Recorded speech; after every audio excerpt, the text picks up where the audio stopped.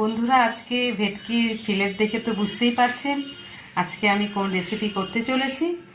তো আজকে আমি বানাচ্ছি হচ্ছে ভেটকি মাছের ফিশ ফ্রাই। তো নমস্কার বন্ধুরা, welcome back to my channel ফুরজয়িত বৈশাখীতে। আমি আরেকটা নতুন ভিডিও নিয়ে আসছি। তো দেখুন, এখানে আমি ভেটকি মাছ নিয়ে নিয়েছি। তো ভেটকির ফিলেটগুলোকে আমি এইভাবে কেটে এবার এই ভেটকি মাছ দিয়ে আমি আজকে ফিশ ফ্রাই বানাবো। তো কলকাতা স্টাইল আজকে ফিশ ফ্রাই বানাচ্ছি। তো রেসিপিটা আজকে আপনাদের সাথে শেয়ার করছি।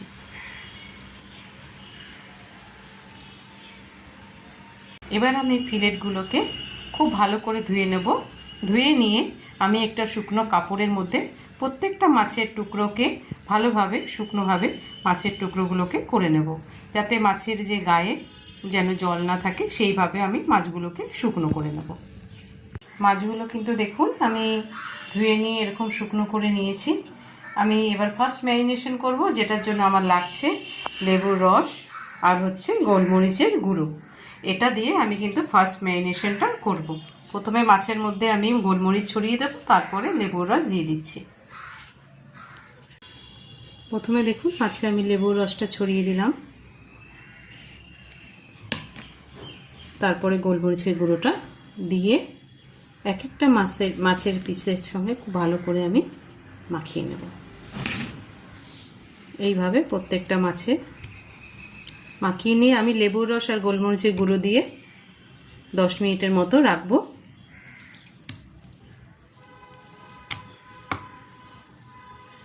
এবার দেখুন একটা মিক্সির বাটি নিয়েছি, এর মধ্যে আমি ধনেপাতা আর পুদিনা পাতাটাকে আমি পেস্ট করে নেব। আর দুটো কাঁচা লঙ্কা এর মধ্যে দেব। দুটো কাঁচা লঙ্কা দিয়ে আমি এবার এটাকে পেস্ট করে নিচ্ছি। দেখুন এখানে ফিলেটগুলো আমার ফার্স্ট ম্যারিনেশন হয়ে গেছে 10 মিনিট। এবার সেকেন্ড ম্যারিনেশনের জন্য আমার লাগছে, এখানে আমি যে পুদিনা আর ধনেপাতা আর লঙ্কার পেস্ট রেখেছি এটা আছে। আদা রসুন বাটা এখানে আমি 1.5 চামচের মতো নিয়েছি, আর টেস্ট অনুযায়ী আমি এখানে লবণ নিয়ে নিয়েছি। তো প্রথমে আমি মাছগুলোতে আদা রসুনের পেস্ট দিয়ে দিচ্ছি।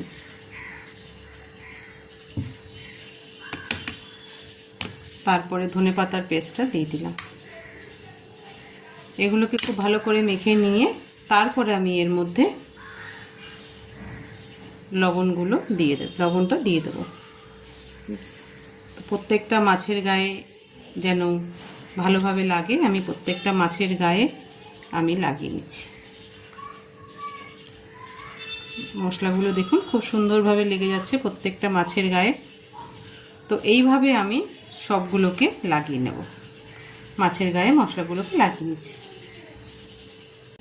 দেখুন ভালো করে আমি ফিলেটগুলোর মধ্যে মশলা মাখিয়ে নিয়েছি। এবার আমি একটা এয়ারটাইট জার নিয়েছি, এর মধ্যে ফিলেটগুলোকে আমি সাজিয়ে রেখে ফ্রিজে আমি 2-3 ঘন্টার জন্য রেখে দেবো, যাতে মশলাগুলো খুব সুন্দর মাছে ঢুকে যায়। এতে খেতেও কিন্তু খুব টেস্ট হবে। তো এইভাবে আমি একটা একটা করে সব মাছগুলোকে আমি সাজিয়ে নিচ্ছি, নিয়ে ফ্রিজে আমি এবার রেখে দেবো। দেখুন এখানে বক্সে আমি 3 ঘন্টা পর বের করে নিলাম ফিলেটগুলো।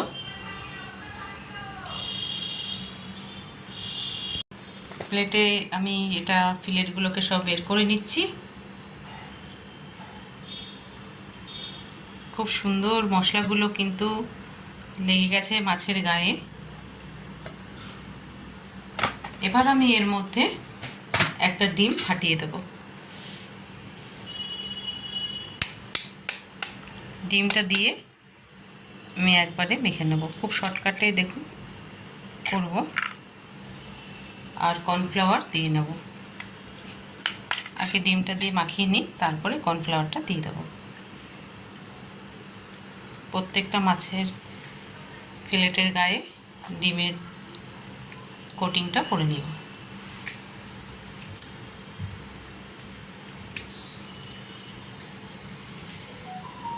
ডিমটা দিয়ে মাছের ফিলেটগুলো আমি খুব সুন্দর করে মাখিয়ে নিয়েছি। ডিমের কোটিং প্রত্যেকটা মাছের ফিলেটের গায়ে গেছে। এবার আমি এর মধ্যে একটু কর্নফ্লাওয়ার দিয়ে দিচ্ছি। কর্নফ্লাওয়ারও ঠিক ওইভাবে মাছের ফিলেটে মাখিয়ে নিচ্ছি। দেখুন এখানে ব্রেড ক্রাম্ব নিয়ে নিয়েছি, আমি এর মধ্যে একটু লবণ আর গোলমরিচ দিয়ে দিয়েছি। আমি কিন্তু আলাদা করে কর্নফ্লাওয়ার কিংবা ডিমের গুলাইনি, আমি একসাথে করে দিয়েছি। শর্টকাটে খুব ভালো হয়, সহজ পদ্ধতিতে। এবার এক একটা মাছের পিস আমি তুলব আর ব্রেড ক্রাম্বের মধ্যে দিয়ে কোটিং করব। লেয়ার একটাই থাকবে, যাতে মাছের যে খুব ভালোভাবে মাছের পিসটা মুখে লাগে।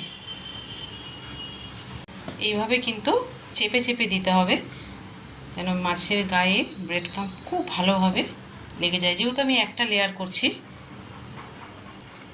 এইভাবে করে নেব প্রত্যেকটা। দেখুন কি সুন্দর হয়েছে। এই আমি রেখে দিলাম। দেখুন দেখুন মাছগুলোকে আমি কিন্তু এই ছুরির সাহায্যে আমি শেপ দিয়ে নিয়েছিলাম। এইভাবে চেপে চেপে নিয়ে এইভাবে চেপে চেপে করে নিয়েছি। তো আমি এবার এটা আধ ঘন্টার জন্য ফ্রিজে রেখে দেবো। তো এখানে আমি ফিশ ফ্রাইয়ের যে ফিলেটগুলো আমি আধ ঘন্টার মতো আমি ফ্রিজে রেখেছিলাম। এবার আমি এগুলোকে ফ্রাই করে নেব। কড়াই দেখুন বসিয়ে দিয়েছি, সাদা তেল নিয়ে নিয়েছি। এবার তেলটা গরম হতে দেব। গরম হওয়ার পরে আমি ফিশ ফ্রাইগুলো এক এক করে আমি ফ্রাই করে নেব। তেল গরম হয়ে গেছে, এবার আমি ফ্রাইটা নিয়ে নিই। ফিশ ফ্রাইটা গোল্ডেন ফ্রাই হতে দেব। ফ্রাইটা কিন্তু আমি পুরোপুরি গোল্ডেন ফ্রাই হতে দেব, আর একটু ফ্রাই হবে, তারপরে তুলে ফেলবো। দেখুন ফ্রাই হয়ে গেছে, এবার আমি এটাকে তুলে ফেলছি। এরকমভাবে গোল্ডেন ফ্রাই করতে হবে। এইভাবে আমি সবগুলো ফিশ ফ্রাই আমি ভেজে নেব। তো আজকে দেখুন বন্ধুরা, ফিশ ফ্রাই পুরোপুরিভাবে রেডি হয়ে গেছে। তো দেখতে ভীষণই তো ইয়ামি হয়েছে, খেতেও খুব ভালো টেস্টি হবে। আমি ভেঙে দেখাচ্ছি, দেখুন। তো এইভাবে আপনারা করবেন, খুব কম সময়ে তাড়াতাড়ি হয়ে যায়, আর খেতে কিন্তু ভীষণ ভালো লাগে। ফিশ ফ্রাই তো সবার খুব পছন্দের একটা খাবার। তো এইভাবে ট্রাই করবেন বাড়িতে।